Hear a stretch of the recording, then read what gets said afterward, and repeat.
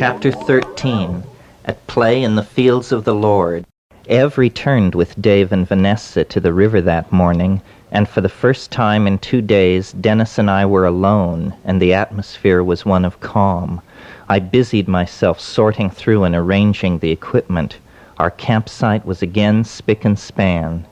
Dennis was alternately calm or into long harangues on a supracosmic scale a la the Star Maker of Olaf Stapleton. He imitated, personified, described, and otherwise invoked immense Gnostic and Manichaean entities that were struggling on a cosmic scale, but not without humor, occasionally moaning out that he felt like an old man dying. Then he would collapse with laughter at this cleverness. I sat in my hammock and verbally participated as much as I could in all of this, though it was clear that Dennis had no difficulty in maintaining a conversation on his own. In fact, he seemed to have hit the main vein of the fountain of sprung verse. I closed my eyes for a moment, and there, fully formed beneath my eyelids, was the first of what I call teachings or messages. It was a beautiful, recursive, geometric form. The voice in my mind informed me that this was the Valentine curve. Obviously, the 4 petals of the curve looked somewhat like a valentine or a bleeding heart. I thought for an instant of the heart-shaped fruit I had fashioned into a water pipe. No obvious connection. The image slid. I went and got my notebook and drew the Valentine curve, at first crudely, later much more smoothly. It made me think of Basil Valentine, an alchemist, author of the Triumphal Chariot of Antinomy. I had read the book, but could remember virtually nothing about it.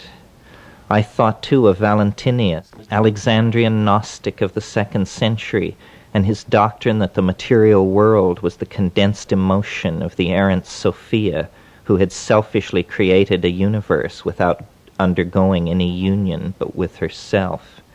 The condensation of emotion into matter, the theme was hair-raising.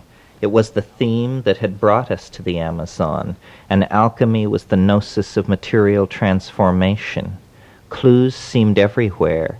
Everything was webbed together in a magical fabric of meaning and affirmation and mystery. Thoughts and ideas of all sorts formed in my mind unbidden, and would lead inevitably to some further expansion of the set of themes that we had organized our lives around. The first day, the voice inside my head suggested that I set out the record I had kept for several years of my I Ching throws, it having been for several years my habit to throw the I Ching at each new and full moon, and to record the throws on a slip of paper which I kept inside the back cover of my copy. At the prompting of the inner voice, I went through this record of throws, looking for an instance when I had thrown the first hexagram. Finding that, I returned to the beginning of the list, looking now for a record of the second hexagram being thrown, and so on. My list of throws covered 3 years and contained about 80 throws and their changes. After about a half hour of this exercise, I had determined that according to my record, I had thrown all of the 64 hexagrams in the 3 years leading up to that moment. This mildly interesting unlikelihood was very significant seeming to me. It proved that I had a kind of secret identity that I was in the process of uncovering.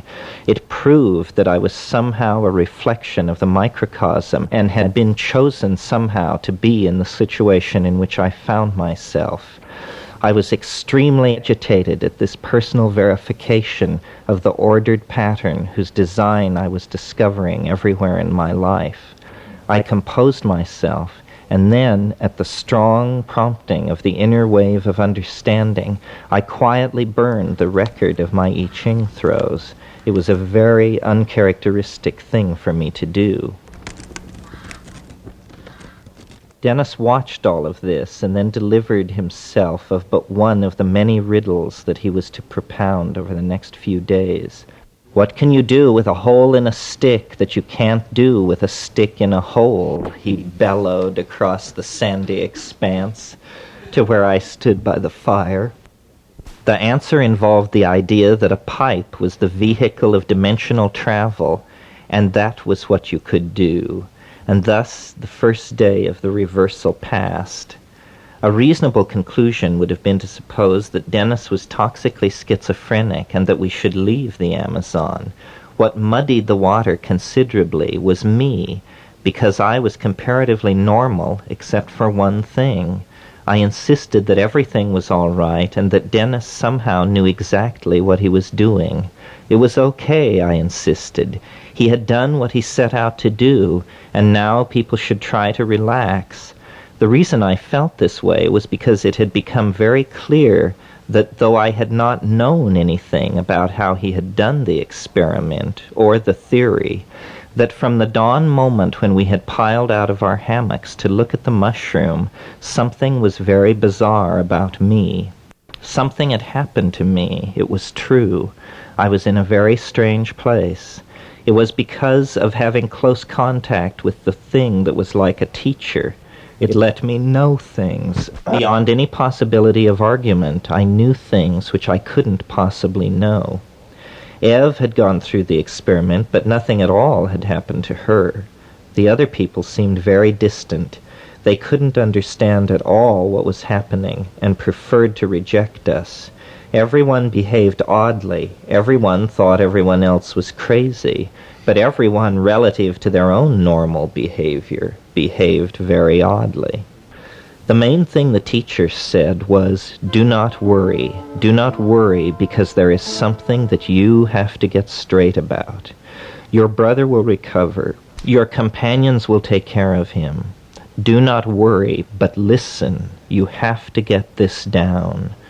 Within hours after the experiment, this started impinging on me, something that I must figure out.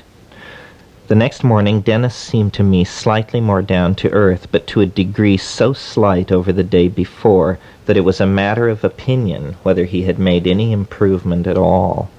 I noticed with interest that while he seemed disoriented, and his ideation was in structure as wild and woolly as ever, in content there had been a definite sort of improvement. On the day before he had seemed to be spread over so vast an amount of space and time that there was little to be identified out of the cosmic churning that he was undergoing. The day before, to find even our own galaxy in his mind had been impossible. On the second day, he awoke within the galaxy, and his visions and fantasies remained within it. Had that been the only instance of his telescoping back into himself, it would not be worth noting, but the fact was that each step of his return to a normal state of mind was accomplished this way.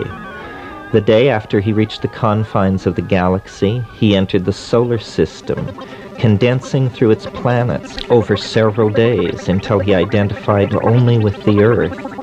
Coalescing and condensing through the ecology of his home world, he came to think of himself as all humanity, and was able to vividly relive all of its history.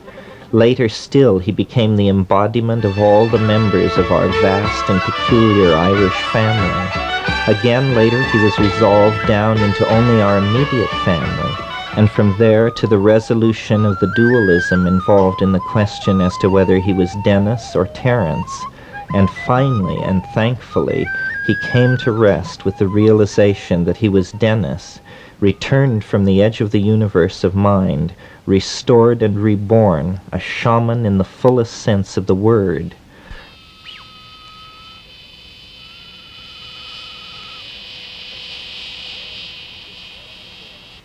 But that recovery was 20 days into the future from the morning of the 7th of March, when we walked to the pasture, just as we had on the morning after the experiment. We walked to the top of a small rise on which grew a young tree. Ama, the Witoto word for brother, had become one of the many new nicknames that Dennis had created for me. Now as we walked along, we kept our eyes open for mushrooms, as had become our habit, even though all thought of eating mushrooms was now behind us. Dennis strode ahead of me and made his way to this tree. Bending down and parting the grasses at the base of the tree, He pointed to the letters A-M-A carved in the bark. It was carving at least several years old. The incident was confusing. How had Dennis known the carving was there, and what did it mean anyway? He answered my questions by sweeping his hand toward the dawn horizon and announcing that this was the planet Venus, or the archetypal world of Venus. I had no idea which. These assertions that flew completely in the face of reason were very hard to take, and would enkindle in me brief stabs of despair for his state of mind, though most of the time I was able to convince myself that he was improving and returning from the unseen world so vivid to him that he could see nothing else. The idea of the recreation of the scattered self as an alchemical act with immense personal and historical significance was the tack that I used in trying to direct the developing fantasy of my brother. Each morning for several days after the 5th of March we would walk to the pasture, and I would demand of him the stone. Neither of us perceived these goings-on through anything like the light of normal consciousness. The world seemed filled with a near-bending wonder and power that assured me that all things were possible, and that the course of things in the light of this were moving in the right direction. Be amazed at nothing. You are to receive the kingship of the Father.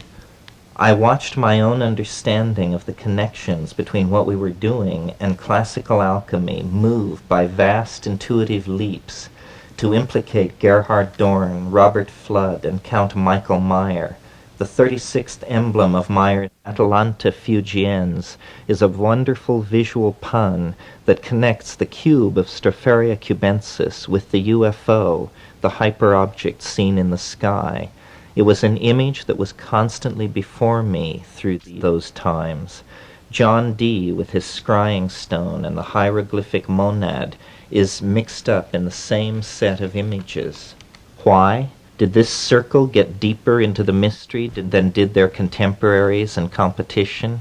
Nicholas Flamel and his wife, their legendary love affair and their unknown end.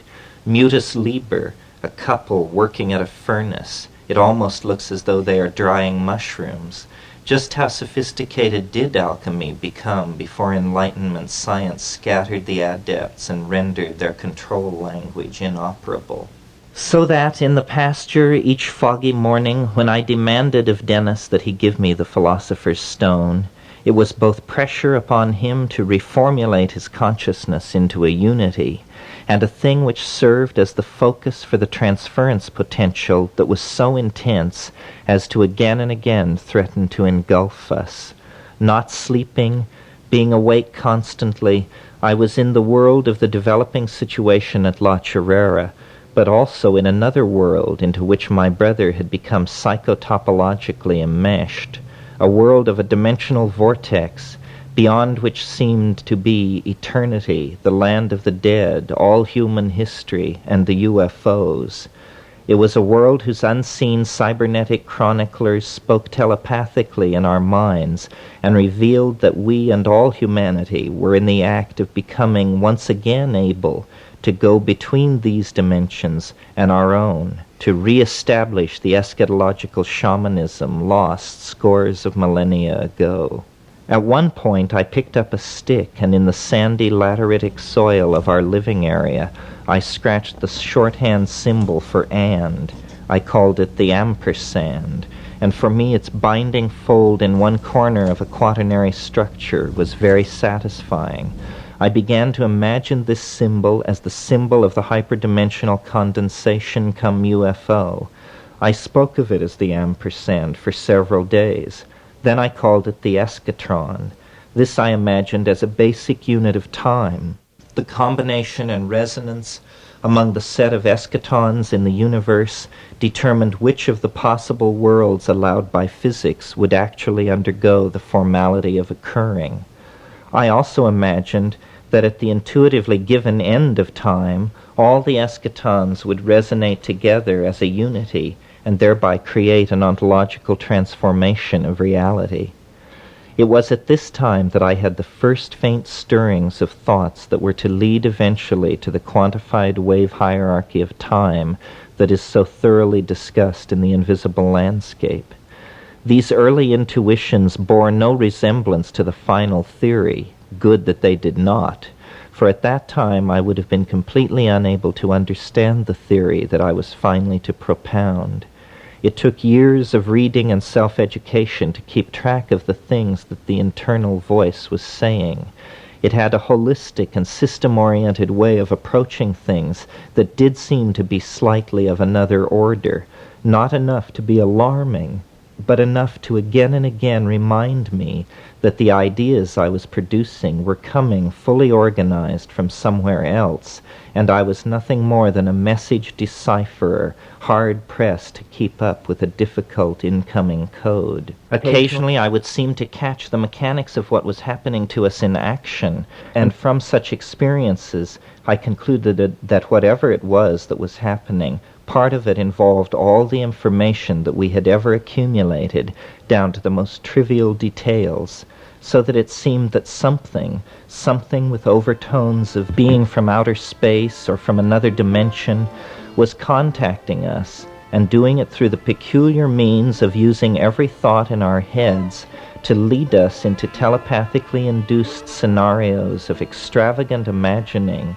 or deep theoretical understanding of things, or in-depth scanning of strange times, places, and worlds. The source of this unearthly contact was the Stropharia cubensis and our experiment. Our collective intelligence was not compromised, but what was compromised was the ability to reason, to give a coherent account of what was going on, as paradox, coincidence, and general synchronistic strangeness began to asymptotically increase, and into the vacuum left by the collapse of reason rushed a staggering array of exotic intuitions about why things were as they were.